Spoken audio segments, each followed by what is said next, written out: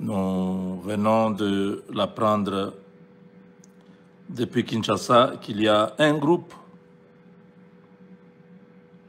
de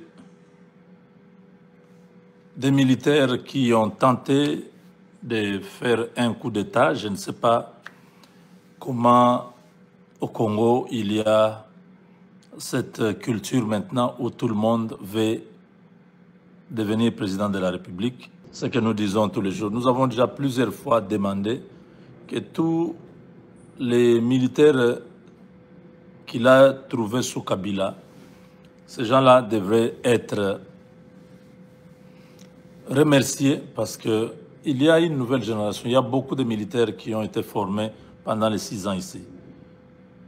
Si vous voulez les garder dans l'armée, envoyez-les dans des coins où ils ne vont pas être nuisibles.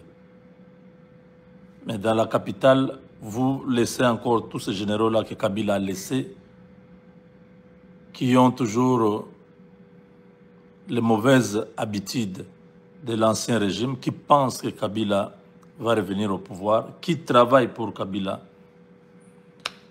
C'est vraiment malheureux. Je viens de l'apprendre qu'il y a près de 40 militaires, des officiers, des généraux, des colonels qui se sont ligués pour faire un coup d'État à Kinshasa. Ils ont fait une déclaration dans un hôtel quelque part, ils ont publié et on les a arrêtés tous. Je vous laisse suivre ces propos.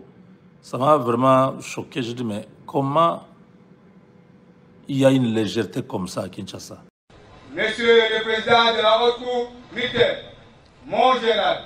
Le dévoilement du discours déclarant la fin du régime de Tshisekedi et la prise du pouvoir, prononcé par le colonel Mesmin, rapporteur du collège des officiers des FARDC accusés de complot dans le but de détruire les régimes légalement établis, a fait l'objet de cette audience de la haute cour militaire tenue en chambre foraine à la prison militaire d'Indolo, dans la commune de Barumbu. On voici donc un extrait de cette adresse faite dans un hôtel de la place dans la commune de Bandalungwa.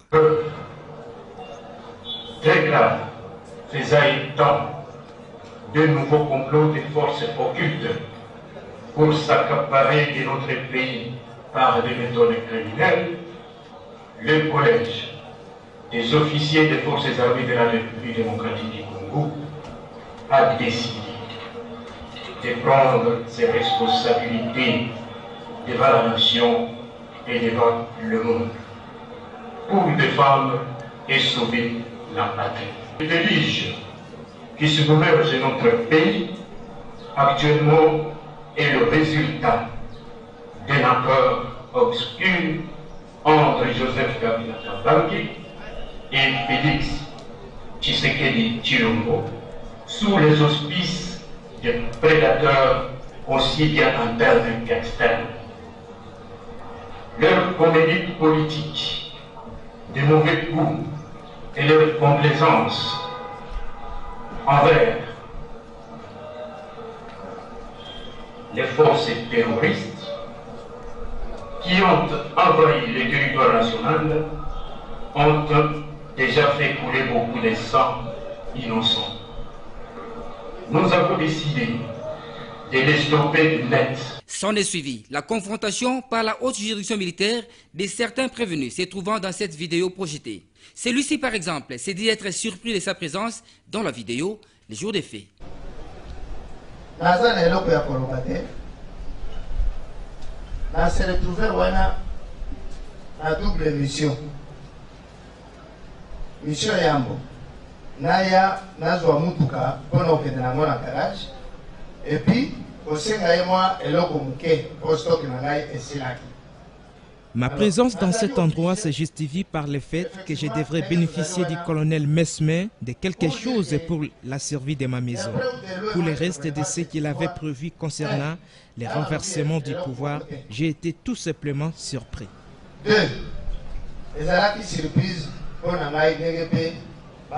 Pour la première fois, A noter que 40 prévenus comparaissent dans cette affaire, dont le général Erickson Inyengele Bakati de l'unité garde républicaine que le ministère public considère comme étant les chefs des bandes.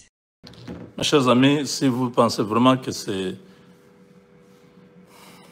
C'est rien, je vous dis que c'est très grave. Le pays est à la dérive. Il faut que le président Tshisekedi se réveille. N'importe qui se réveille un matin, nourrit les ambitions de devenir président, il appelle quelques de ses amis, ils disent nous allons faire un coup d'État, on va faire un discours. Mais c'est quoi cette histoire? Vous voyez ce que ça fait au niveau international? Quand la France, quand les autres là vont prendre ça, ils vont écrire, ils vont publier, c'est pour ternir l'image de la RDC. C'est pour faire peur aux investisseurs de ne pas venir dans les pays. Nous sommes à quelques semaines de la signature d'un grand deal qui pourra changer la trajectoire de l'existence de la RDC comme nation. Et des choses comme ça, on permet, la DEMIAP fait quel travail? Mon général Roger, mais ce n'est pas possible. Montrez-nous aussi, quand ils seront condamnés à mort, qu'on sache ces gens, ce sont des candidats qui doivent être fusillés. On les fusille, l'affaire est finie, on passe à autre chose. Tous les militaires apprennent que ceux qui ont fait ça ont été fusillés. Les enfants à l'école doivent apprendre, la population doit être au courant. C'est ce qui va amener beaucoup d'autres personnes à ne plus oser faire ça.